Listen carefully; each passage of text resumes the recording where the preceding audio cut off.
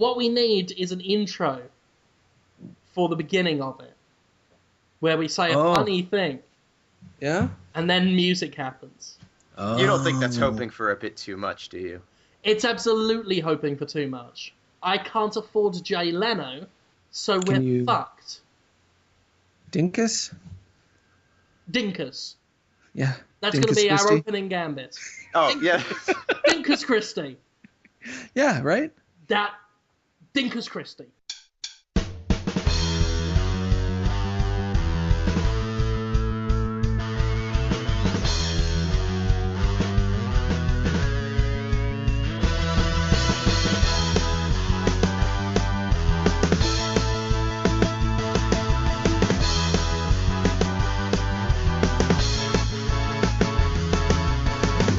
Yeah, so we will introduce ourselves. Do you want to introduce yourself? I guess people, if it is for the all new people, like when they did the new 52, they were like, I'm Bruce Wayne. I'm Batman. Yeah. And I've got a lot of problems this week and stuff like that. So they did open it up to the Yeah. I mean, that's technically your introduction. We're recording now. Oh, so darn it. You've introduced everyone as Bruce Wayne. And I believe, did you also say you were Batman? Because that's a spoiler warning we're going to have to put on this now, unless I've spoiled it. I am sorry if you have been reading Batman for the past 60 years, waiting to find out who is behind that mask. It is, in fact, Bruce Wayne. I think only the Joker doesn't know. So long as the Joker does not listen to this podcast, everything's going to be all right. He's lifted up the mask a little bit and like, I'm seeing your cheek. Oh no! And then he like, I can't do it. I don't think he wants to know. No. I think that would spoil it. I think that's actually been explicitly stated in Batman stories, that the Joker chooses not to find out who's behind it because, as far as he's concerned, he's fighting Batman. Right. Well, and let's face it. I mean, Killer Croc managed to figure out who the hell Batman was at some point, right? Probably. Everyone has at some point. Sure. So, the Joker's a fucking genius. Mm-hmm. There's no way he couldn't have unearthed that mystery if he applied a little elbow grease. He just doesn't want to know. No, I like to believe that, like, he sat around the table with the Riddler, and the Riddler's just about to, like, mention it, and he's just like, spoilers now! Shut up! Shut up! Before he then goes onto Facebook and starts telling everyone how Breaking Bad ended. The Riddler would constantly be doing spoilers, for sure. Hello! Why are you saying that? Because I'm welcoming... Oh, yes, do that. ...the lovely children to the new thing. The new podcast that's on the internet that all the kids are talking about, Jonathan. They actually are. Did you know that? Yes, I've already gotten questions. In school playgrounds across the nation, children are talking about us. They're bringing their trading cards in. We've got a line of those, the Dismal Jesters trading cards, featuring all your favourite characters, like Spunky Waters and Dickon Skrill. Dickon Skrill? Dickon Skrill. That's one of the new wacky characters we're bringing to this show. He sits in a bathtub full of beans and goes, I'm Dickon Skrill! I'll be honest, Jonathan, I've not thought that character out. You really? I wouldn't have guessed. You've got his whole look and feel. Are they wet beans or are they dry beans? That's the mystery. Oof. Every week, the kids... the 8 to 10-year-olds who are going to be listening to this. The schools are aflame with this. It's going to be bigger than Pogs. They're all talking. They're all like, what type of bean is Dickon Skrill going to be sat in today? Are they going to be dry beans? Are they going to be wet beans? We don't know. Are they going to be cooked? Is he going to sit in that bathtub fucking raw? We don't know. Dickon Skrill, is that one word? Dickon Skrill, yeah. Dickkenskrill-E, with a little oublia above the E. Wow. He sits there, bald, but with a big beard, hairy shoulders, and a little bird on his head. And he's got one of those, like, back scrubbing brushes like you get in a bathtub, and he just rubs it on his back and goes, I'm Dick and Skrill. What beans am I in this week, kids? Wouldn't you like to fucking know? And who was the other one? Spunky Waters? Spunky Waters, yeah. Sounds like a country western singer, perhaps. Yeah, he comes on and says, I'm Spunky Waters from the country. What baked beans am I in this week? I'm in a bathtub. He just suddenly went English. I'm in a bathtub. I'm Spunky Waters. I'm in a bathtub. How are you today, kids? And he's in a bathtub, but every week it's baked beans. And that's the dichotomy of the characters. This is what all the kids are excited for, Jonathan. With Dick and Skrill, he represents chaos. Bean-themed chaos. You don't know what you're going to get in that bathtub. Law and Order is the domain of Spunky Waters. For every week, it'll be baked beans, and that way the kids don't get too excited.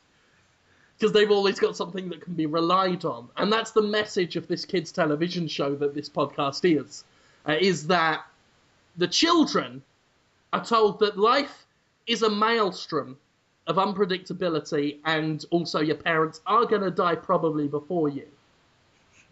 But every week, a man called Spunky Waters is sat in a tub of fucking baked beans. So there's always something you can rely on. Yeah, that is dependable. People like structure, predictability. It's wholesome. Oh, dog. Your stupid dog is there. I know, and I'm using this cool new microphone. I mean, the dog is so far away from me right now. I can hear every wheeze and fart coming out of that dog on your microphone. It's because of this cool microphone. I can switch to the other microphone. Throw the dog out of the window. There's really not anything to be done. Don't ransom your audio quality against the dog, sir, because to me, the dog will lose, and it will lose painfully. I will switch over whenever you want. You give the word, but somebody may be cuddling the dog now. I heard the microphone before you switched to this microphone, Jonathan. But that's the same one I use every week. Been using that for like over a year. Why would it be worse now? I don't know, Jonathan, but technology. It's terrible. It's a mystery. And you're sat there saying, oh, well, I won't kill my dog, but I can put the shit microphone on, as if that's a choice for me. I'm going to put it on. That's the classic Sophie's choice. I'm going to see if you notice when I switch microphones. It's going to be terrible. Don't. It's exciting. It's going to happen. Conrad, I don't know what he's doing to us. Do you notice any change? Oh, yeah, we've noticed the change. Tell me about the change. You are far away. Really? Oh, actually, he's just popped back. All right, keep talking. I feel perfectly fine. My doctor told me that the really? So what's all that hiss in the background? Is there a cobra in the room? Yeah, are you turning into cobras, many of them? Are you King Hiss from Masters of the Universe or not? I forgot about him. Did he have his own squad? Like a snake squad? Yeah, but I'm not going to tell you about them until you sort your audio out. How do I sound now? That's quite good. Oh, but you might hear the dog now. Don't you dare! Don't you dare deliver the classic Sophie's Choice. I won't stand for it. I'm not Sophie. Or the other one who's in that film, Calvin Klein. And the Mirthmakers. Oh, that's Patsy Cline. Right. No, wait, that's Happy Kine. I'm sorry. I mixed up my Patsy Cline, Dick Twine, and Happy Kine. And that was a genuine mistake. Yeah. You weren't trying to be do a joke. I don't like jokes. I don't believe in them. They're like prostitution. Brilliant. It's true. It's like, be funny, you know? Yeah. Screw that. It's terrible. What the... Your rules for what is good and not in this world confuse me no end, Jonathan. Well, I just like to keep it real. So jokes to you are basically no better than lies. They're almost always lies. It's just like, hey, you know about lie jokes. People do it all the time. I must admit, my wife confuses the jokes I tell for lies. Like when I convinced her that every short person role in movies was played by one little person fella called Rory Bubbles. Like, whenever you need to play like a little alien or an R2-D2, like, you get Rory Bubbles in. He's the professional little guy. He does it all. And that time I told her that song, Hey Mickey, you're so fine, you blow my mind, Hey Mickey, was about Mickey Rourke, the actor. Sure. And she calls those lies, and I call them jokes. I'm trying to... Yeah, because your jokes are just things that sound like they could be true. Well, the way when it comes to lying, I find the best course of action is to, if you're gonna lie, make it a lie so stupid, no one in their right mind would think to lie about that. There's no gain. There's no reason to tell someone that, hey Mickey, you're so fine, you blow my mind, hey Mickey, is about Mickey Rourke. See, I thought it was about Mickey Rooney. Could be. He's cute. But again, whether it's Rourke or Rooney, there's absolutely no reason to lie about the song, hey Mickey, you're so fine, you blow my mind, hey Mickey. So that's the best kind of lie. Oh, sure. But also it is a joke. But you don't like jokes because you consider them dishonest and deceitful, and I guess they're the deployed weaponry of cowards in your mind. I wouldn't go quite that far. They're just a little yuckum. You know, they're like a back rub from a stranger. Which you might like. You're more of a rubby guy in general. You'll be like, hey, little buddy, you know? Whereas I'm more like, don't touch him. Sorry, I just had an image of the skipper from Gilligan's Island sensuously rubbing Gilligan's back, and... Yeah, that probably has happened. That's and now I'm imagining Jim dressed as the skipper, and you as Gilligan. Oh, why me? And we've gone way past back rubbing. That's a great idea. Hey, Jonathan. Hear me out. Okay. Right? You, me, an island. And wanking. What? What? How is that an idea? That's how just is words what? Next to each other. How is what an idea? I forgot what I said. Me, an island, and wanking. That's a brilliant idea. That's a great Jonathan. idea. It's not a good idea. It's not even an idea. You just came up with it. I repeat it after you.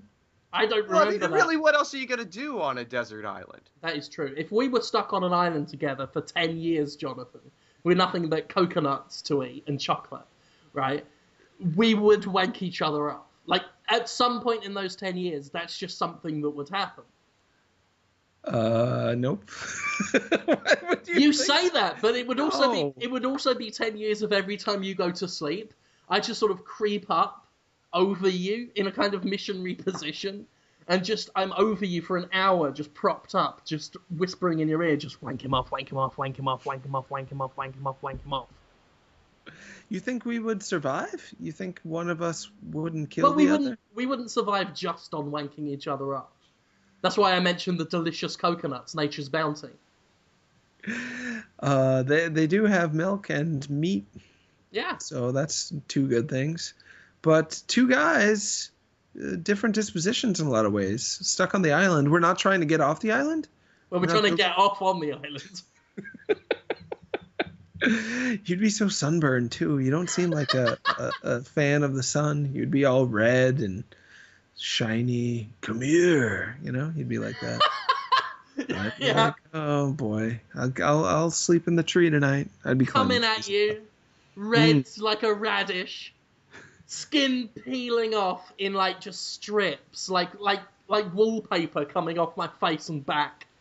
Just come here and wake me up. When you said up the tree, Holmes, I picture you all curled up on a tree overhanging branch, and Jim just at the base like a Snorlax. just sat on the floor with my legs splayed like our toddler sits. Looking up at you, lazily throwing coconuts up at you. They're not even high enough to get past the height of my own sat head. I'm just tossing them in your direction, just going, come down here and wake me up. Let's turn Gilligan's Island into Spilligan's Island. Come on, you and me. Let's make it happen. Spilligan. Yeah, I've got coconuts. I'm Coco for your nuts. On the island. You wouldn't try to get off the island? I tried to get off on the island. That joke's worth doing twice. You wouldn't be like trying to make a boat or, smoke signals? Maybe finding help with bottles? I just sort of figured he'd have a sub docked somewhere. Waiting to take you home. Yeah. Once you waked him off, yeah. As soon as the deed is done, I just get up, not even wipe myself off on a palm tree leaf or anything.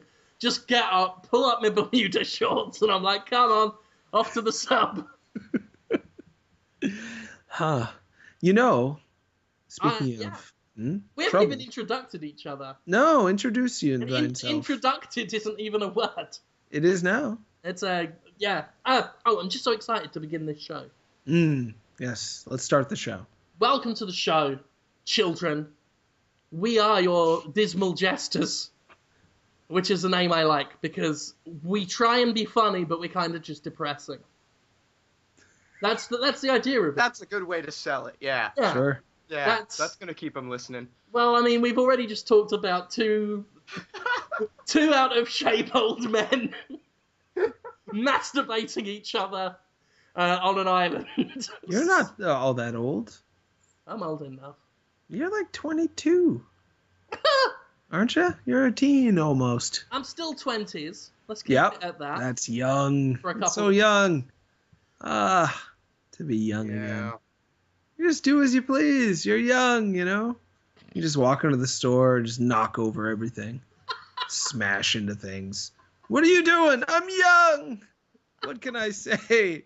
Oh, I'm sorry. And then just walk out. I'll try that. You can get away with it. I've seen it done. Very well. Welcome to the show. Yes. Everybody, thank you for coming on and listening to us. My name... Jonathan. We're never going to get to this. We're never going to get to this. We'll be... This is interesting. What you're doing here is interesting, Jonathan. Is this how it's going to be?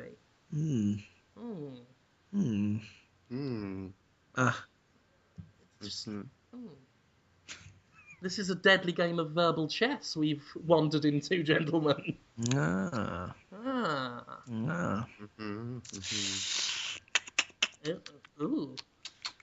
I don't know what that noise is. I don't know what you're doing, Jonathan. I can always resort to this old technique. Yeah. Ooh. This is very upsetting for me. And presumably the children listening. Let's try and get this intro out of the way. How do I sound now? No. You sound great. I'm just gonna. That's what I'm just gonna say from now on. Okay, sounds good. You sound terrible, Jonathan. You're so quiet now.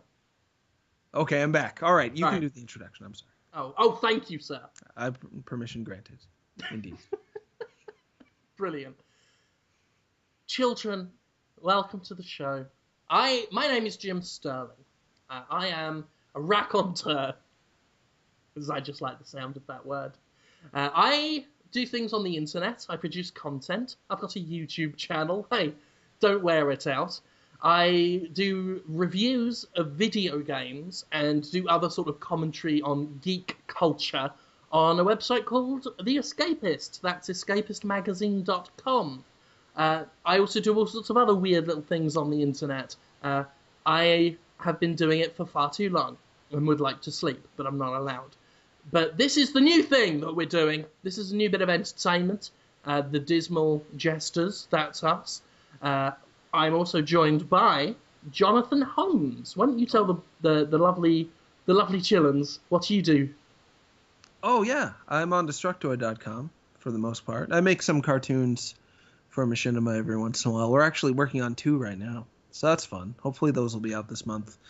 New episode of Teenage Pokemon about Pokemon X, Y, and also a new show called Super Smashed Brothers about all the Nintendo characters being out drinking. Yeah, hopefully those will come together. I also write and do a audio-video podcast called Sup Holmes on Destructoid every Sunday. That's my most regular thing. Writing news and writing editorials as well. But yeah, been there for a while. It's all right. That's what I do. How about you, Conrad? Zimmerman? Oh, God. I'm just, so much pressure. I know. It's weird to have to introduce yourself. Yeah. No, I'm Conrad Zimmerman. I'm a writer of things at Destructoid.com. I also make video stuff, both for Destructoid and for my own personal YouTube channel, which is a pain in the ass to name because it's like my initials and my last name, and that was just like, it seemed like a practical Gmail account name, right? Doesn't that seem practical? Yeah, absolutely. Yeah. Yeah. And now I'm just saddled with it. Once upon a time, it made sense Right, to have a YouTube channel and a Google account that was just, your name or something. And then all these other people on YouTube got famous with names like Zubababa and Hoodibibubu. Yeah, no, I still won't go there. Don't you want to be Pots and Pans 96? No. Oh, chicken pot pie boy. It's kind of nice having an unusual name, at least in the Western context of unusual names, because it's usually not taken. That's true. It's got a musical ring to it too. Zimmerman, sounds like something happy is going to happen. Then again, I mean, really? I'm sure Zimmerman as a name worked very well up to a point. Yeah. Well, yeah. Up to a point. I forgot about that. There was some off-color jokes about the other Zimmerman. I completely forgot about him. Sure. And every once in a while, someone will make a comment about it to me, and I will have no goddamn clue what they're talking about until 5 minutes later when I've left that conversation. I'm like, oh, yeah, that guy that killed that kid. That's tragic. Yeah, for comedy. That's what I mean about jokes, guys. In my world, jokes are just like, hey, that boy was killed. And then I'm like, yeah? And they're like, get it? Wow. Yeah. That is, I mean, that's kind of the tenor of the humor where I am. I'm for those listening, I am a British man by birth. Wait, whoa. I've shocked myself. Spoiler warning.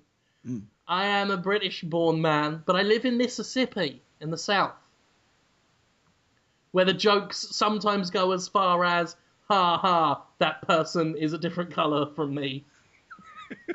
Ha ha. Ha ha, Obama is a bad president. Ha ha. Yeah, jokes can be... Ha ha. If someone is on my lawn, even if they're 3 years old, I'm going to shoot them because I have rights. Ha ha. Yeah, it's troubling. Speaking of children in trouble, did you guys hear about SwapNote? What? SwapNote. Huh? SwapNote. What's SwapNote? SwapNote was linked to alleged child pornography in Japan. Okay. SwapNote. Now I'm interested, but what is SwapNote? It's on the Nintendo I know what it is, but yeah, we need to introduce it for the children. I guess we do. SwapNote is a application on the Nintendo 3DS that allows you to write little messages, do drawings, send virtual. Wait a minute! It allows you to write messages on the 3DS. It does allow you to, the entire band. So, the Edge will be sat there on his 3DS, and then Bono will be behind him with his 3DS, pink, of course, because he's secure, and he'll be just writing, "Dear the Edge, out of the YouTube. Hello, it is me, Bono Fox, out of the YouTube. I hope you're doing okay with your 3DS Nintendo home entertainment system. I saw that you were playing the Animal Crossing. I hope your town is good in it brackets. The That would game be so. brackets. Swap note is not. It's you're right. Just like, hey, cutie, and then like draw a cat or some toes or. Who is writing this letter? It's so long. Yeah, how dare you? How dare you try to tell Bono Vox of the U2? He would have a tough time. Have you any idea who I am? Jonathan Harms. I'm Bono Vox. Out of U2. Have you any idea? Is it still in the letter? No, this is Bono Vox having been writing a lovely little letter to the Edge from U2, talking about his Animal fucking Crossing. You have just wandered meanderingly behind me while I'm having a little write-on with my stylus. I've dropped my stylus now. I can't find it. The carpet's pink. The stylus was pink. I'm going to have to go on my knee. Bono Vox! It's going to have to go on his hands and knees like a child and slap the carpet with his hands, hoping that the stylus will jump up, and then he'll know where it is, and he'll have to get the Edge involved, and the Edge will say, well, why did you drop your stylus, Bono Vox, from U2? And I'll say... Why did you drop? Well, it's the Edge. Oh. Well, I mean, it just makes no sense. Why would you drop it? Wow. I wanted this to be a surprise. The Edge. I didn't want you to find out this way. But I was writing you a letter using Nintendo Swap Note technology. I was going to draw a dick and balls for you. But now, thanks to this man, that will never be. That's not really appropriate, is it? Bono Vox has one thing to say to you, Jonathan Holmes. Fuck off. I was trying to help. Swap Note, because it's Nintendo, some would say. He's gone away now. He's gone. I've put him back in his Pokeball.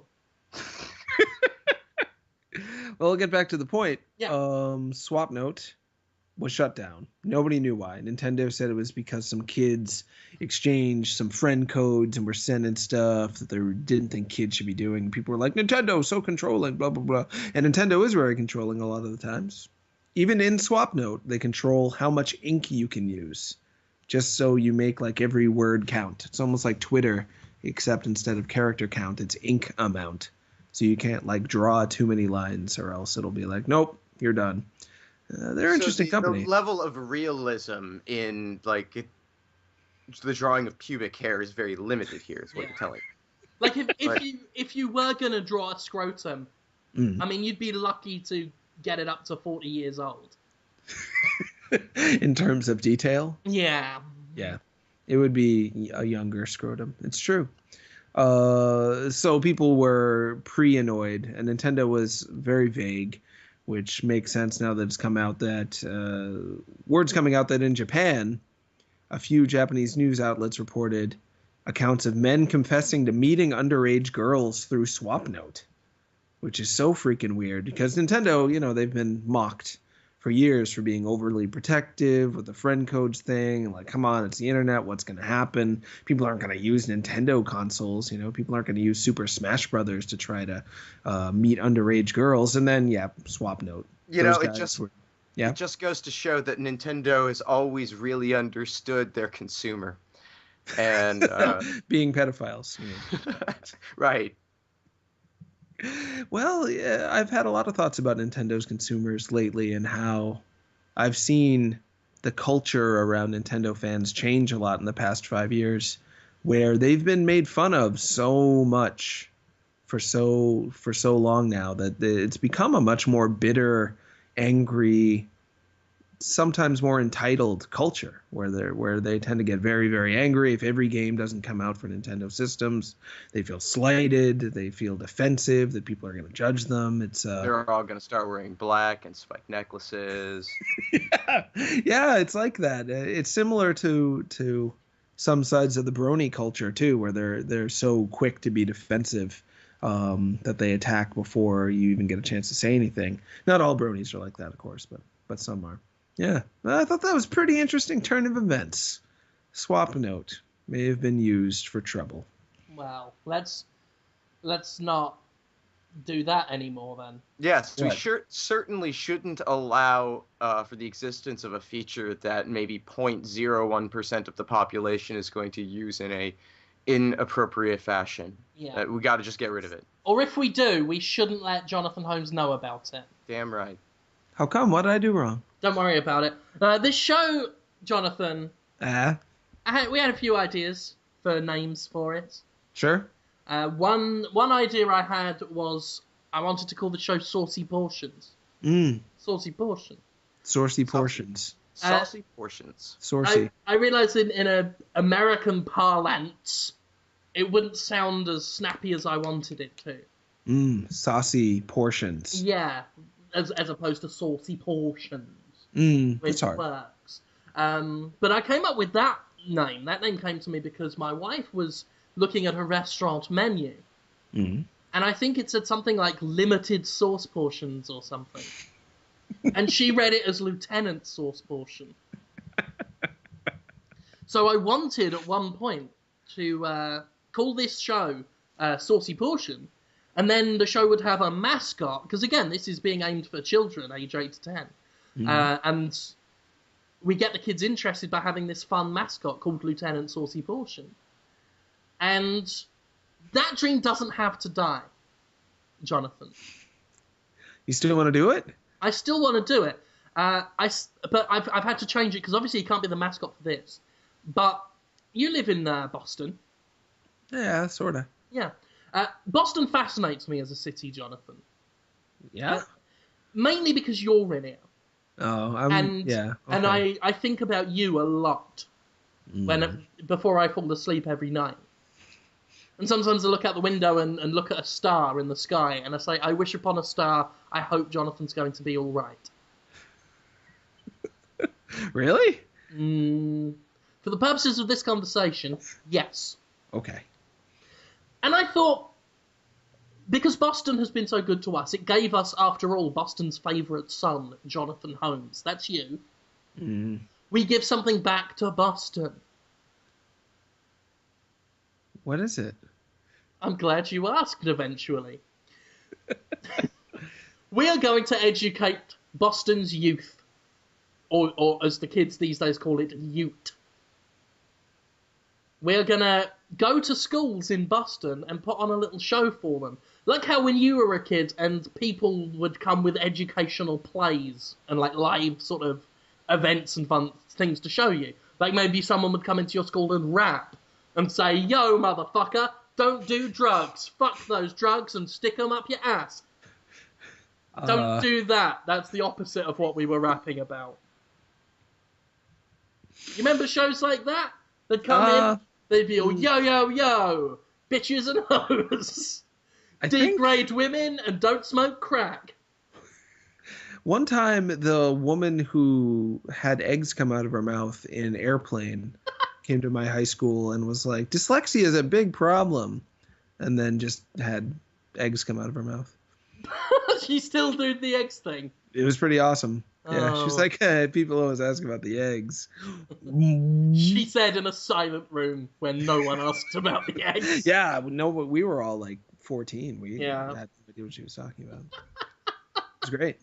I know that my education consisted of these things, but for some reason my mind has completely blacked out that period of my life. That's the opposite effect that they were going for. They're like, he's never gonna forget this, and you just completely forgot it. Yeah, totally. I got nothing but sort of fractured sentiments left. I know I've seen these things, but you can't. But that's what with Lieutenant Sauce Portion. We're going to change all this. Exactly. We're going to ignite imaginations and spark the senses, burning memories into the minds of young children with hot irons and compasses. And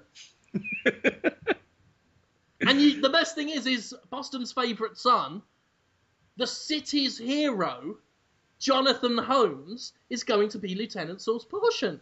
Oh, no. What? You know, Jonathan, you're going to be Lieutenant Saucy Portion and go to schools and teach them. They don't want me. Have you seen me? Come on. Nobody Can you wants imagine that. how dapper you'd look in a military dress? I'd look atrocious. I would look like the used up, to be honest, sad old rapper. Yeah. To be honest, Conrad, we can't afford a military uniform. I've got him a camouflage pattern T-shirt that's about a couple of sizes too small for him, and bicycle shorts, big socks. They're kind of like almost knee socks. The ones that go completely over the calf. Sure. Yeah, and they're like pink and yellow, striped, and soccer boots. Okay, now, do we have it in the budget for roller skates? Because I really think he needs roller skates to complete the ensemble. Give me a moment with those soccer boots, some round things, and a soldering iron, and we will have roller skates. Perfect. Brilliant. We'll give him a little hat as well. I've got a little netted plastic military helmet somewhere, and some aviators. He can have those. He can borrow my aviators. It's mostly the tool belt where the budget's gone. I'll get to that in a second. So anyway, you are Lieutenant Saucy Portion, Jonathan. You go to schools to teach the kids about the wonders of using sauces. What's wonderful about using sauces? Make food different. You'll be all like, you get to go in, and like me and Conrad will be there. We'll put on the music, maybe Real American, the Hulk Hogan thing. In fact, we won't even announce who you are. And me and Conrad will come out wearing Hulkamania t-shirts, put on Real American, and just be all like, hey kids, I hope you're all excited. I hope you're feeling like maniacs tonight. Because we got a special guest. He's the guest of your dreams. He's gonna wrestle your imaginations with a leg drop. Wait, I'm gonna do leg drops on children? Look, we're just announcing, we're giving them clues as to who the special guest is. Oh wait, so I'm not there. So it's going, you are a real American. Fights for the rights of some men now and again. You are a Hulkamaniac, it is good. Look over there. And we're all like, yeah! Yellow and red are two colors that you might enjoy. And now put your hands together. I think you know who he is. Lieutenant Saucy Portion!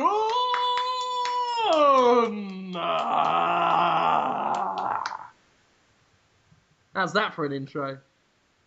It is something they wouldn't know that it was going to be bad yet. For sure. They wouldn't definitely know. Yeah. Plus they've been hyped up with Real American and the Hulkamania t-shirts and the professional wrestling references. So they are like at fever pitch right now, looking at their hero, Lieutenant Saucy Portion. How old are these kids? 8 to 10. They're the demographic of everything we do. I have no idea who Hulk Hogan is. That's like talking about, I don't know. But you're not Hulk Hogan. Engelbert. We give him roller skates, Conrad, and he thinks he's Hulk fucking Hogan. But it was the Real American theme that would be no more exciting to them. Are you or are you not a real American? I am a real American. Do you or do you not fight for the rights of every man? Yeah, I guess I do. Do you fight for what's right? Fight to survive. I suppose. Exactly. You are as American as it gets. You deserve that song. It should be your song. Okay. And then you come out and tell the kids about, like, you know, hey, sometimes food sucks, right, kids? But the food doesn't have to be bad when you eat it before you do it. Put some sauces on it and turn your food portion into a saucy portion. That's so terrible. No one would... Me and Conrad wheel out some rice, right? And you look at it and go, Look at that rice. It probably tastes like shit, right, kids? Ugh, ugh, ugh, I'm gonna puke out of my ass just looking at it. It's so disgusting and bad to eat because it doesn't have flavors like it used to. Well, don't you worry about it, boys. Lieutenant Saucy Portion is gonna fix that fucking rice. And that's when you get maple syrup and pour it all in it and go, now it tastes like candy. And then you eat the whole bowl of rice in silence while everyone watches. What's on the rice? Maple syrup. Gross. It's not gross. It's gross. It's not gross. It tastes like candy. It tastes like bad brown candy. I call this recipe Oriental Werther's Originals. And you're like eating it with your hands. Like you pour the maple syrup in, then you just smash your fingers in and really dig it in and mush it all up. And then just eat handfuls of it while sat on a chair quietly for about, 15 minutes. It'll give you enough time to finish the bowl. It's a big bowl. It's more like a wok. Is there any music going on? Is there any stimulation at all other than... No. Conrad and I are each holding microphones. He's got one to your neck. I've got one to your cheeks. Oh. And we've turned the volume up loud on the speakers that are kind of surround sound around the kids. So they can hear every gorgeous smack and slap. Gorgeous? Yes. Those are the worst sounds. It's hard to feel safe and feel as though you're gonna get through it when all you hear is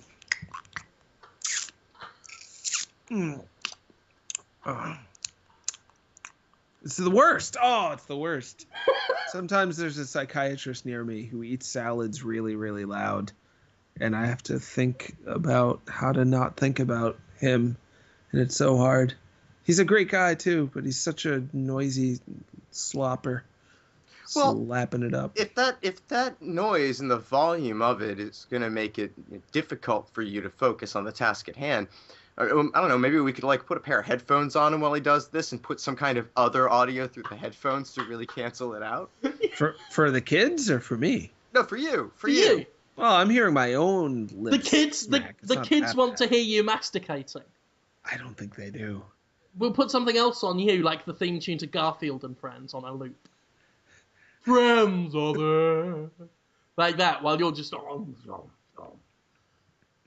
And I'm glad you mentioned how loud that psychiatrist who eats salad near you is, because he doesn't even have two microphones pressed up against him. So that makes me hopeful that it's going to be really loud when we do that with the kids. I don't want them to miss a drop. Those poor children. Oh, it's really with you. It's often about hurting the children. How am I hurting the children? This is hurting them. The Not kids, physically. It needs to be loud, because I imagine the kids watching you, basically stick it to the man. I'm gonna be, jumping up and down like baboons in heat. Just screaming and clapping and yelling and shouting, you go! You show that rice. Yeah, 8 to 10-year-olds are really, really big on subversive comedy. Really? Oh, yeah. Huge demo. They're very big fans of... They get Stephen Colbert. Many adults don't. 8 to 10-year-olds, they get Colbert. You feeling me, player? I can imagine. I have no idea. You know how out of touch I am. I see children sometimes on TV. Yeah. So they're good. They've gone insane listening to you eating for 15 minutes. That's when you say, hey, everybody, have you seen my saucy belt? Oh. You don't know what I'm going to say. It's already trouble. Yeah. No. Saucy belt? Yes, this is where you get to explain your secret powers. Oh. As to why you are the leading authority on sauce and sauce-based lifestyles. You go, when I was younger... As a student in the Daily Bugle, I was bitten by some radioactive soy. And that gave me the power of sauce. Fucking hell. Look at my belt. It's my sauce belt, and it has all of my secret saucy powers. And that's when you show them your belt. Now, I've been working very hard on a specialized belt that fits around your waist, Jonathan, like a normal belt would. But there's a twist. Arranged on the belt, like all over it, 360 degrees around your body, are chained like sauce bottles.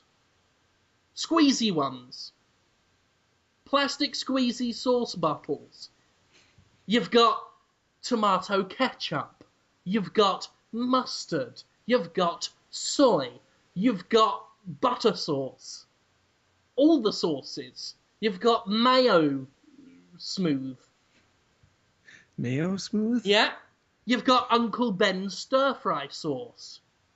You've got Uncle Jehoshaphat's wanking sauce. You've got Master Bakerfield's Schmergerson sauce. What is a wanking sauce? You've got Shrimp Sin's overall sauce. You've got Mr. Misery's Regretful Mother sauce. You've got Fuck Dread sauce. What do these sauces taste like? You've got the Most Diseased sauce. That's just the name of the brand name. You've got Vinegar Piss. You've got Piss Vinegar. You've got Munkle Mungan. You've got... Did you say Miracle Piss? I didn't, but I Vinegar will add Piss. that. Oh, don't. So you've got Miracle Piss. You've got Swine Fever. That's gonna hurt. That's gonna make you sick. You've got Tabasco Dreams. Oh, well, and maybe. You've got Lube It Up.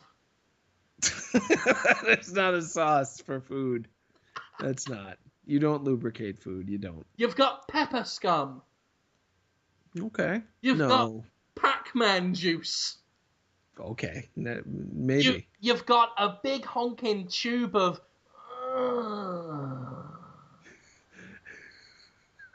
What? Every sauce imaginable, all round this belt.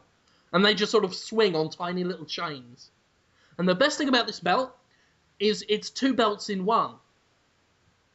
I've got one belt on you that's quite tight, and then I've got little chained loops on that belt with a bigger belt wrapped into it. So you can grab that belt and spin it around. So the sauces just spin round you. And then you can switch sauces, like Triclops' eyes in Masters of the Universe. You know how his head spun round and then he had a triangle eye? He has 3 slightly different eyes. That do nothing. No, they just look slightly different, yes. But that's what you do. You spin this belt. Look, don't disparage his only means of expressing his emotion.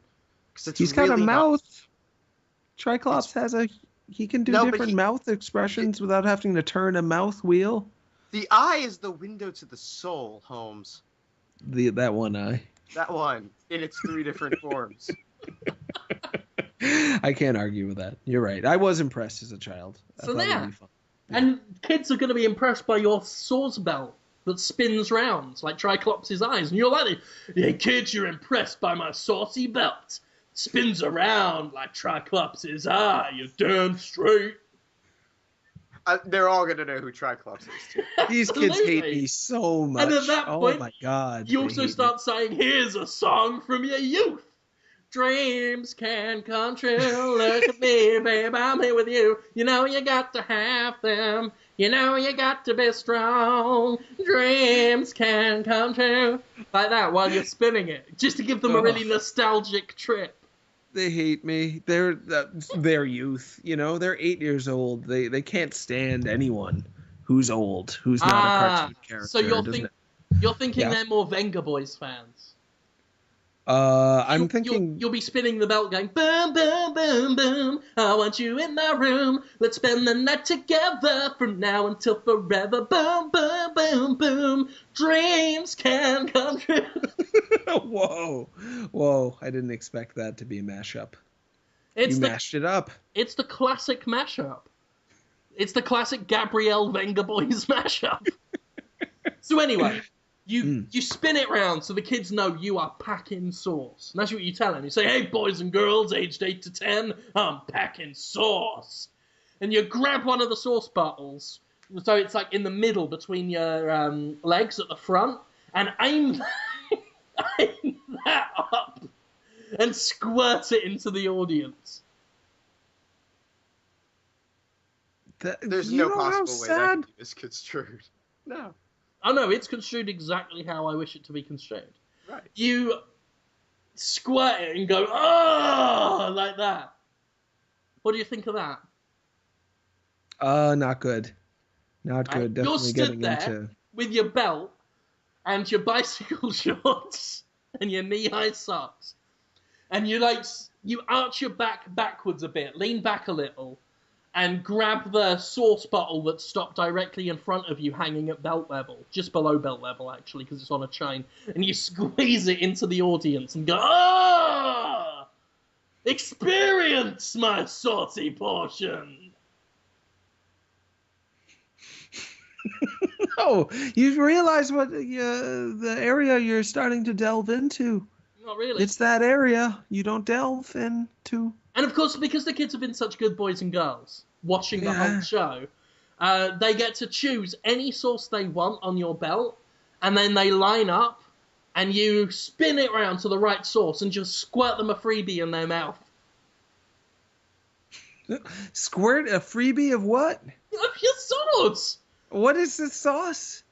Is it it wank whatever sauce they sauce? want? I mean, you've got, 24 sauces on that belt? Yeah. Some of them are called Miracle Piss and You know that kid? Pepper Scum. A kid walks up to you, points at your belt, and says, I want some of Wayne Wanker's dipping... some of Wayne Wanker's dipping stank. They would not do that. And you spin it around and go, Wayne Wanker's dipping stank. Coming right up. And you just squeeze it and it hits the kid in the face. I can totally see the action of it, too. Spinning it, and then just sticking his hand down, like on the inside of his thigh right when the right bottle comes into view and just giving it a quick pop-off. Yeah. And then the kid walks away licking his lips and getting the bit that dribbled down his chin.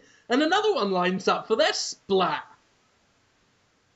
Yeah, kids don't want to get a man squirting sauce on their face. What? They don't. See what a kid wants: Minecraft, cartoons, probably some online chat with each other. Keep the old guys out of it. It's weird. No sauces unless mommy makes it.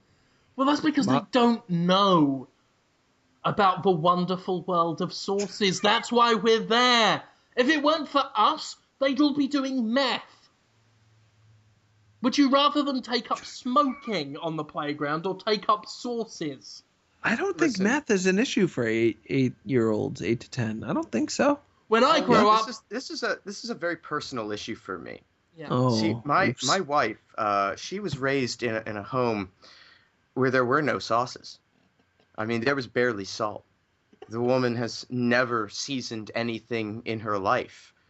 And I just, when I think about what life must be like for her. Lordy Lord. To go through that sauce, I just can't. Does she miss sauces? Anyone else go that route? I'm sorry. Sing it, Charlie. Was it that bad, really? Just not to have soy sauce? No, about sauce. Oh. Jonathan, at her house, every Thanksgiving, the turkey, so dry. I love dry turkey myself. Not in my name, Jonathan. No dry turkey in my name. The kids will say when I grow up, I want to be a sous chef, and I owe it all to Lieutenant Saucy Portion and the Saucy Boys. That's me and Conrad. You guys are the Saucy Boys? We're the Saucy Boys. We're helping a little bit. And you are Lieutenant Saucy Portion, squirting a load of soy in a kid's eyes. Yeah, they would be crying. They would be asking if they can get up. They'd be crying for sauce. No, they would be crying tears of, oh, I'm afraid of the big man with the sauce. You know, they'd be unhappy and traumatized. They'd be asking to get up to leave.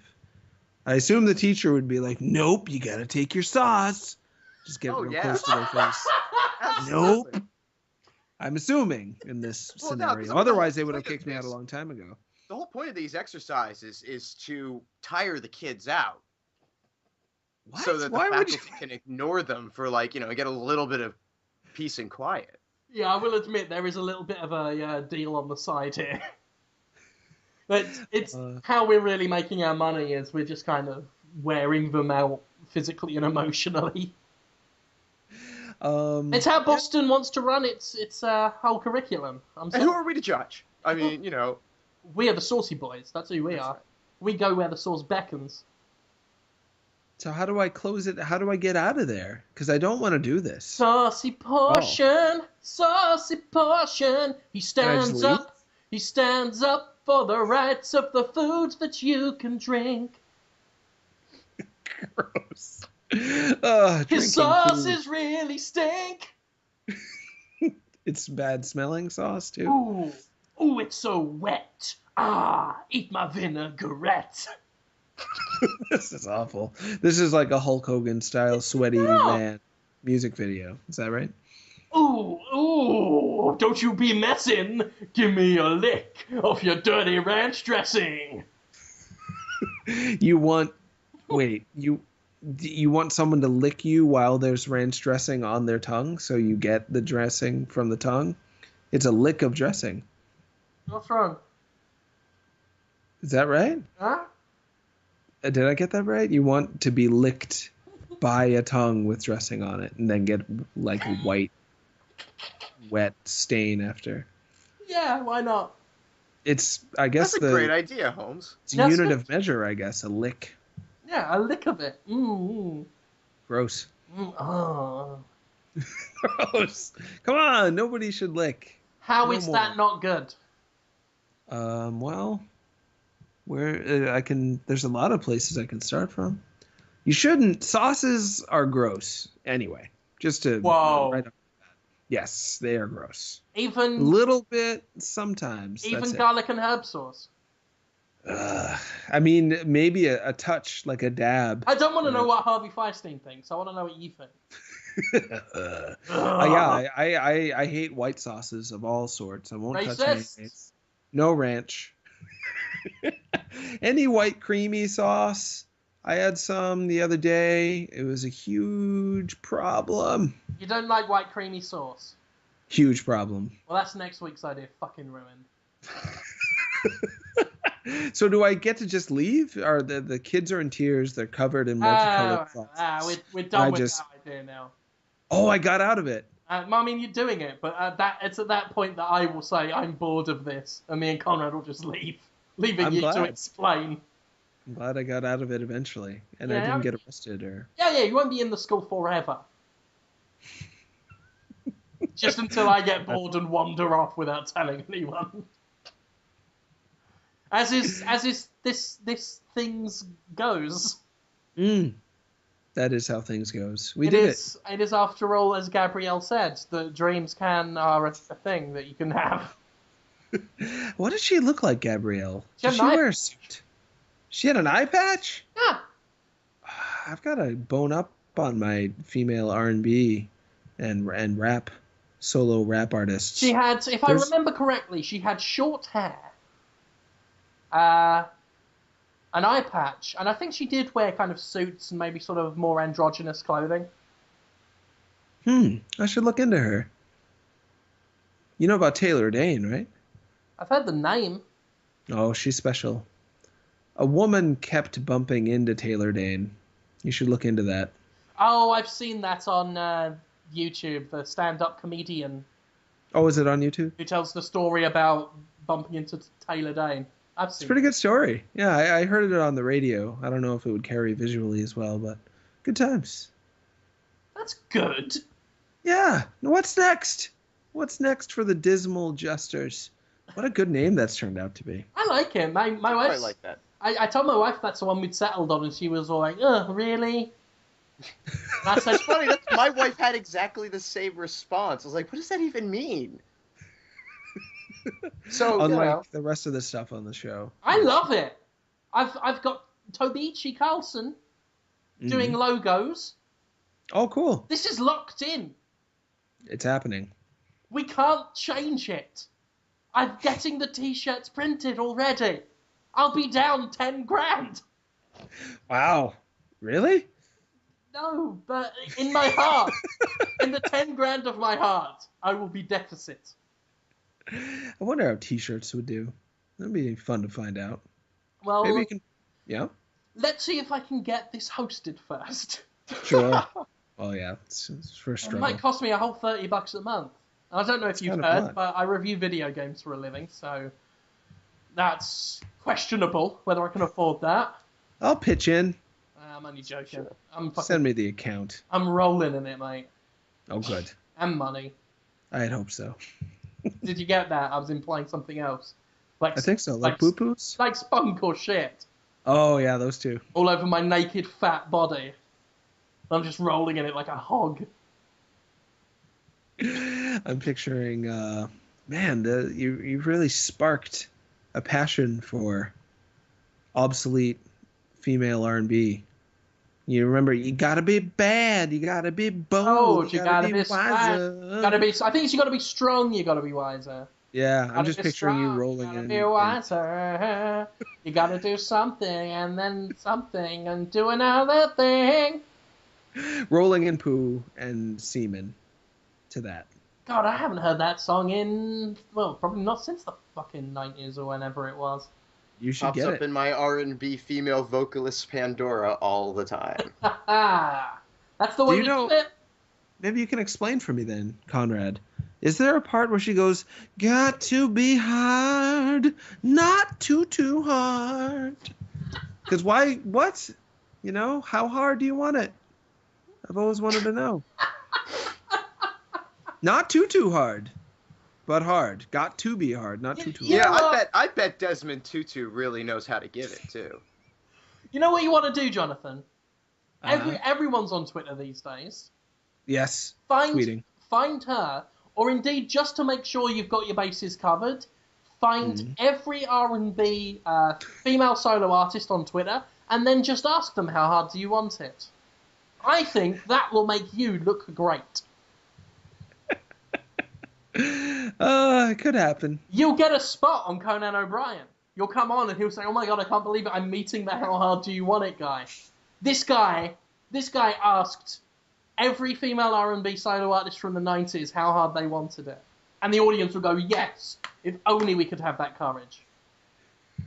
He's the first responder of asking R&B 90s female artists things. Oh yeah, no, those kinds of guys don't tend to do well on the internet. I know. I wouldn't want you to actually do that, Jonathan. Nah, I probably wouldn't. I wouldn't do that. Because I believe Yes.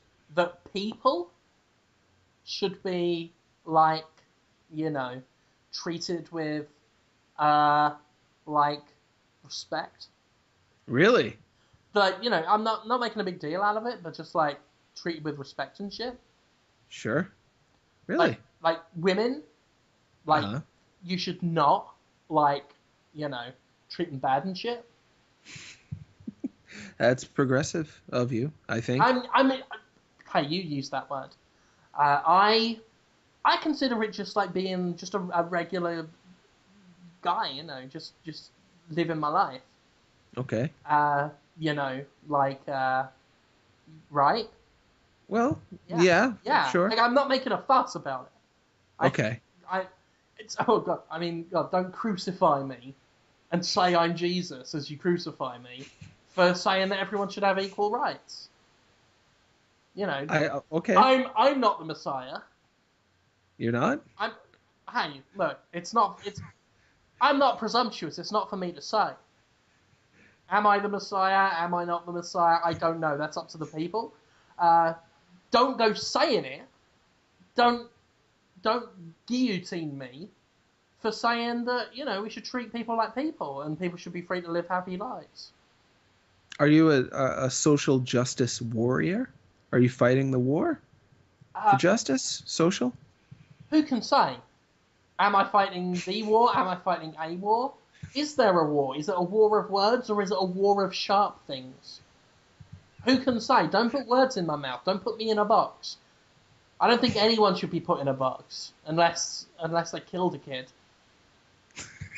And even then, the punishment is a box. Even then, hear both sides. But if deemed be that he a bad un, put him in a box and wrap chains around it and dump it in the ocean like they did to Angel in television's Angel at the end of season 3 or 4. I'm a little familiar with that. So you may be a social justice warrior, but I can't put you in a box, but I could put a child murderer in a box. Yeah.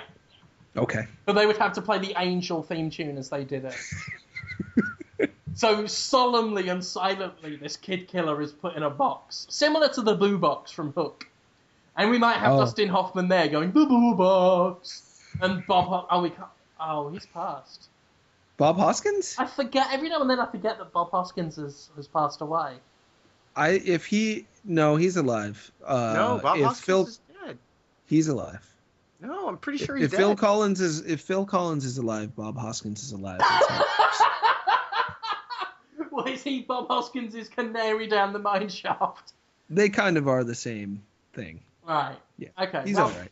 He's all right. Either way, we got Dustin Hoffman going, the Boo Box. And if we can't get Bob Hoskins, we've got Holy Phil crap, Collins. Bob Hoskins is still alive. I told you. They will die on the exact same day, I minute, thought he was dead. I was No, Bob convinced he Hoskins, was Phil dead. Collins. It is Phil, Bob, Collins, Hoskins, basically. Bob Hoskins. They share a soul. Yeah. No, he's just retired from acting. He's got Parkinson's. Oh. So, huh? I thought He's fine. it was like Gene Wilder. So many people think he's dead and he's not. No. Well, he just sort of vanished. Yeah. Yeah, he's not into it. But not. Bob Hoskins on the drums. Impressive. Check it out. So that's... We've solved crime. Is basically what we're saying. We've solved crime and resurrected Bob Hoskins. There's no limit to what the dead jesters can do. I don't know why I said dead jesters. Now I think we are dead. That's a good name as well, though. The Dismal Jesters. I'm going to keep saying it till I get over my insecurity of my wife saying really in that dismissive tone. It's a good name. It is a good name. I think so. Yeah. Everyone's going to go, oh, really? Watch, watch. It's just going to be universally reviled, and we're going to go with it anyway. Because let's face it, the podcast's going to be universally reviled.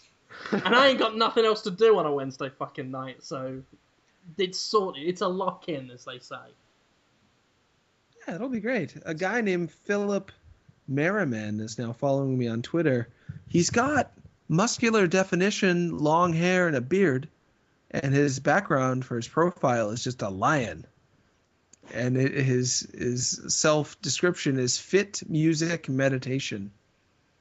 What? Well, thank you, Philip Merriman, a hunk, a shirtless, long-haired hunk who likes lions and fit music meditation. You are going to be one of the people who is able to see the Dismal Jester questions request that I'm going to do right now, unless you guys want to do something else. Whoa. Dismal Jesters questions. That will be the first official proper announcement. I've told people that we're doing a podcast together because we've all got our fans. Yeah, Sure. this could be where we get the really? That's what you're calling it? Yeah. Response. And I didn't tell them we were recording today, but a lot of people were asking me questions anyway before it even started. So they will hopefully get the context cues and figure out what it means. Dismal Jesters questions. We'll see what happens. In the meantime, while I wait for them to come in, I will tell you all to check out Fjords. Is that how you pronounce F-J-O-R-D? Fjords, yeah. Fjords, yeah. Cool new video game. I'm really impressed with it. Fjords. Cool. You're a pizza delivery man. You are in a treacherous, terrible world. The sound effects are adorable. Like when the phone rings, it goes, boing, boing, like a real guy did that. It goes, it's It's really super cute. And when you go to a computer, it switches from being like a platformer where you walk around with the arrow keys. It's on PC and Mac. And you have a grappling hook you use with the A button. When you go to a computer and press A button, you suddenly go to like a DOS-style prompt where you can type in set and warp and stuff like that. And by setting the different parameters, you can change both the abilities of your character and kind of hack the world you're in, which looks a little bit like it's made out of letters and data. It's really cool so far. I'm really impressed with Fjords. It's an interesting game. Yep. I've played a fair bit of it. I should have asked. Sorry, I didn't know. No. It's just safe to assume. I assumed you didn't. Just assume. Yeah, just no. Why would you want to? I thought Fjords. How far have you gotten into Fjords? I've brought back because like there are people in the environment that you will track down and bring back to like the home location. They're so excited when you bring them pizza. It's so cute and pizza and there's like pizza hidden on every screen, which is mind blowing when you discover that. And so I think it's kind of interesting the way the game sort of lets you discover its mechanics. There's almost no instruction whatsoever apart from a sort of not that subtle indication of what the controls are in the very beginning, and that's pretty much it. But like toggling certain abilities will disable other abilities or make them functionally useless. And you have to. So I don't know. Right now, I'm still just like trying to gain access to the whole world, and then going from that and trying to figure out how to like find all the secrets. You could really lose yourself in it for a long time, and it feels like you're cheating.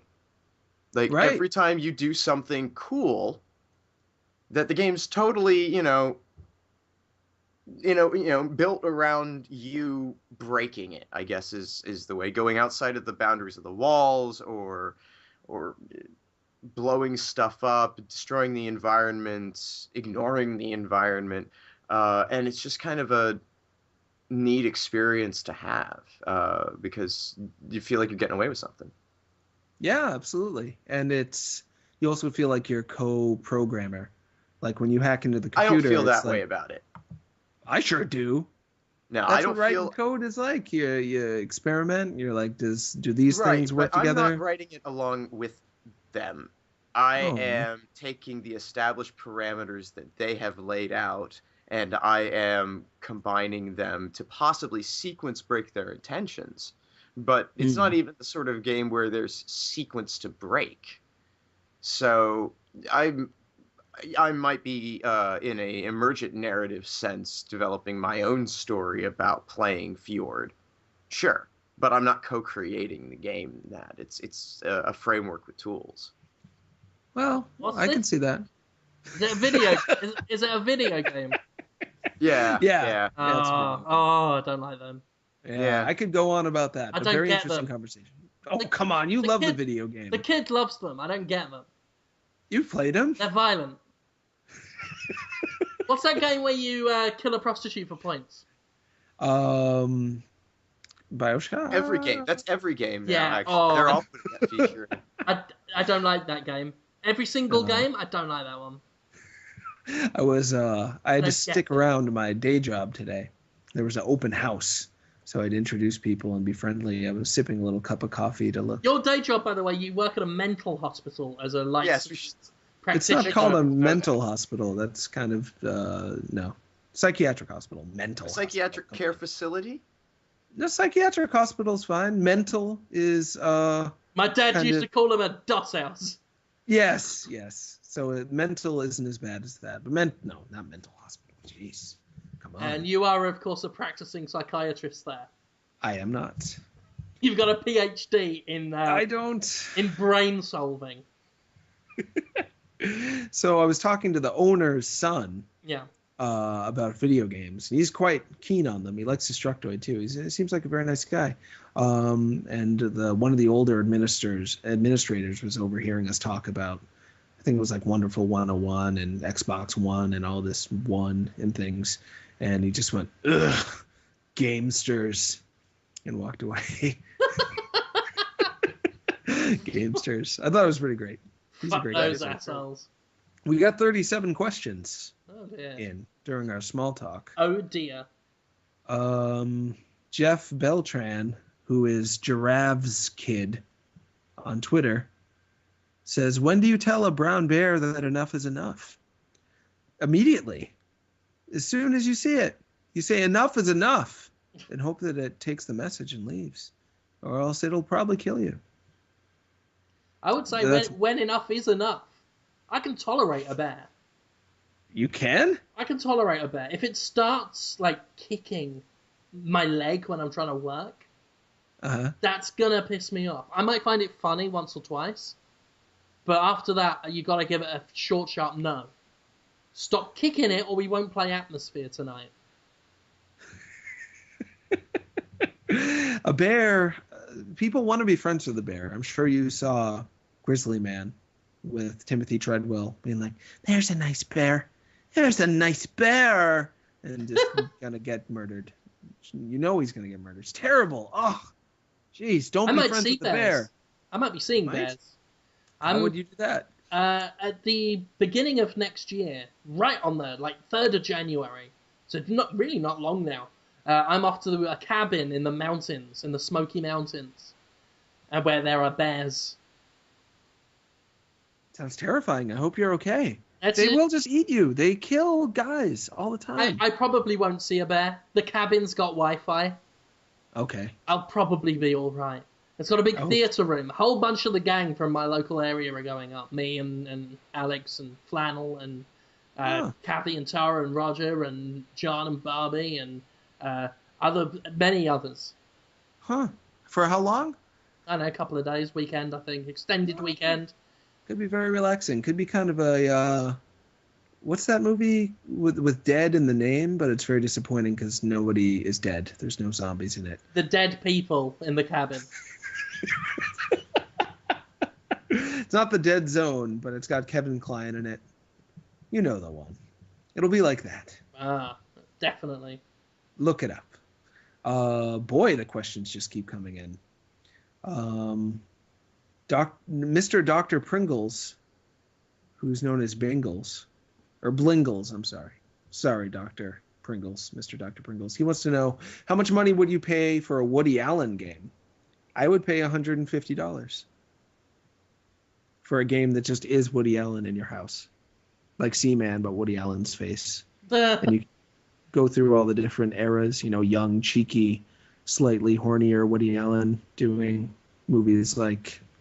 There's one where Jim, actually, this was, you make me think of this a lot. Have you seen that Woody Allen movie where he's playing a lawyer and he's talking to a man and he's pretending to have a court. It's supposed to be in court. And he says to the man, so have you ever had sex with a woman with very large breasts? And the guy's like, well, yes, I have. And then Woody Allen's like, can you describe what it was like? And the guy's like, well, it was very erotic. I don't know what you want me to say. And it just goes on like that. It's so tense. That sounds amazing. You make me think of that. You would do that. You would show up in my house and just be real close to me and be like, so, like with a weird voice all the time. So, have you ever had sex with a woman with very large breasts? You would ask me that. I would. I'd be in your faces. Tell me, Skeletor, obviously. Tell me about the large breasts. You're very full. Anyway, yeah, I would pay for a Woody Allen game. How about you guys? Would you like it? Yeah. I mean, as long as you didn't get all David Cage with it. No, it would just be like Seaman, I think. Seaman as Woody Allen? Woody Allen Seaman? Yeah. I don't know. Keep my niece away from her. But... I'm glad someone went there. You did it. He's like 90 years old now, right? You did. Still looks good, too. Yeah. He looks all right. Yeah, I'd tap it. You're only as old as the daughter you're deflowering. And wow. Woody Allen's positively sprightly. Juan period F Osario, who is at JF_OV, wants to know, where do I upload fan art for this one? I wonder if there'll be a depository for Dismal Jesters fan art. I'll do a community blog post on Destructoid about it at some point. Say, hey, everybody. I was posted there. 23 questions came in. Jeez. Seems like people are paying attention to us already. Yeah, well, we each have our fans from our various endeavors on the internet. We are very much the traveling Wilburys of doing a podcast. Jed Whitaker wants to know, on a scale from 1 to 10, how is Jim? He is a 9.5. That's my score. Oh. What do you think of Jim, Conrad? Well, I mean, don't get me wrong, the textures could use a little work, but on the whole, I'm gonna go a 9. Yeah? Oh. Yeah, I want to see more. I want to see more. I'd like to see a sequel. Can there be a Jim Sterling 2? I'm balanced. I mean, now, I'd like an annualized cycle on this, actually, if we could at all work that out. I want a new Jim Sterling every year. We can arrange that. We'll just grow you in vats. Oh, that'd be so good. We need big vats, but we could do it. I did have an idea today. What if the three of us and maybe Max Scoville, people actually asked for this. They said, you guys should just start your own video game website. And I laughed and laughed. And then I thought, wait a minute. If we got a bunch of 12-year-olds to write the news and reviews only, and that's the cap, 12 years old, and you're not going to get paid anything, obviously, but we'll, draw you pictures and send you old comic books we don't want anymore, and you'll get the review copies, kids. And no proofreading, no copy editing, just, as a 12-year-old sees it. And then we just show up every once in a while and look really good in comparison. Like once a month we do a feature or something. Just, brilliant. We spend all month working on it. And then back to, Nintendo, fuck that shit. It would be the next headline by angry 12-year-old. It's like, oh, fuck. I'm so sick of this shit. Nintendo, come on. Would be news. And then Sony is gay. Next. That would be a pretty cool website. I would go to that website every day. Conrad comes in with this, 3,000-word article on the foundation of Arcane Studios. And then it's straight back to, Master Chief is a gay man who is gay. I saw him suck a dick. I would love that website. I would absolutely go to that website every day. So, yeah, just a thought. Would be good. Yeah, let me know. I'll do it. How many more questions do we have time for? I don't know. How many people stand listening to? Justin and A, who's Mr. _ Manager 0803, asks, who cuts your hair, man? I will take that first. I cut my own hair most of the time. I miss a spot, and I'll ask somebody to get it in the back because I can't see it. But when you don't have any hair, it's pretty easy. Or when you're low on hair, as I am. Jim, your hair looks great, though. Where you get it cut? I think your hair looks very nice. I go to a place in the mall. Last time I had it cut was just this guy who sounded like Zach Galifianakis from the campaign. And he cut my hair and said something that I'm pretty sure was right-wing, but I could barely understand him. And then I went away. And that was years ago. Huh. So you keep going back? I just go to different mall places. Wandering around like a vagrant. I wonder how you'd like cut going. My hair? Who will cut my hair? Not I, not I. And then I'm wandering to another one. Who will cut my hair? Who will cut my hair? Fuck off, fuck off. These are all the different barbers and hairdressers telling me to go away as I wander. I'm wearing a flat cap with a scarf, and it's snowing in the mall. The mall is there's 3 feet of snow, and I'm wearing brown, dirty clothes with slightly different coloured patches on them, so you know I am poor. And I'm wandering from there's nothing but barber shops in this mall. Nothing but them. and I'm wandering to the next barber. Who will cut my hair? My hair is very long. Go away, I'm cutting a rich man's hair. But you're going to pay. You've got money. Yeah, they're not interested. It's a whole terrible. classism thing. Because I'm a working class hero.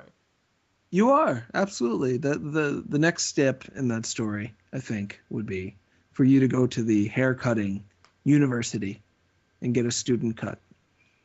I've got these Pac-Man toys. Yeah, tell me more. Namco's Bandai sent me Pac-Man action figures. I love Pac-Man. To go with Yikes, its stupid game. I've pulled its hands and feet off. I'm putting the feet on its legs. And I can't. That sounds good. I can't get the feet onto the arms though. I love that. But I might just, if I can just, they don't have to clip on. If I can just pop them on. Pop them on. Do it. Down. Do this. Are you doing it? Yeah, there we go. Oh, do it. It's done. Where are they? Where are they now? The feet are on his arms. Yeah. Where are the arms? Where are the hands? This is what I imagine your phone calls with phone sex operators would sound like. Me? Where are the hands? It's gross. I wouldn't do that. There we go. So, you got them on there? Yeah. Good times. No Hetero Bro wants to know, will there be more guests on the new podcast, which is this? I bet we'll have guests on at some point. Yeah, maybe. Yeah. It's going to be interesting to see how many people carry over from the previous podcast. Absolutely. And if our numbers soar to huge heights right away, if it takes a little while. The more people that are on here, the more people listen, the more likely a guest will want to come on. Absolutely. I'm hoping to get the director of Haircut the Musical to come on. What's Haircut the Musical? Oh, that song you were singing before. That was a good song. I'm picturing you going to the student school and there being a young man being like, I might fuck it up. I might make it shit. He's so sad up there. Yeah, but you could really form a relationship with him, a friendship, going through the fear together. But I feel I can do anything with you on my side and your barber side. But if you don't like what I do, will you give me a poo-poo grade? You'll be so close to you doing that. I really got a kick out of my own idea there, guys. Sorry. We should wrap this up. It's almost, it's heading towards 9 p.m. where I am. That's so silly. I'm going to finish the rest of my night, eat a dinner or something. Should we close by saying the things that are happening? No. Let's just close it up then. Normal.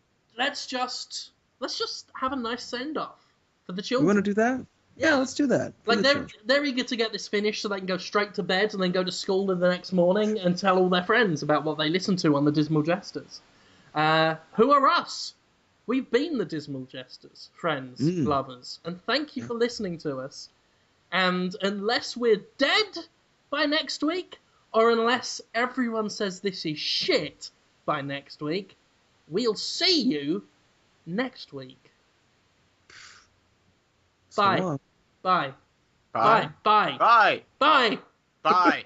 Bye. Sake. Bye. Bye. Oh, sorry. I became an American consumer for a second.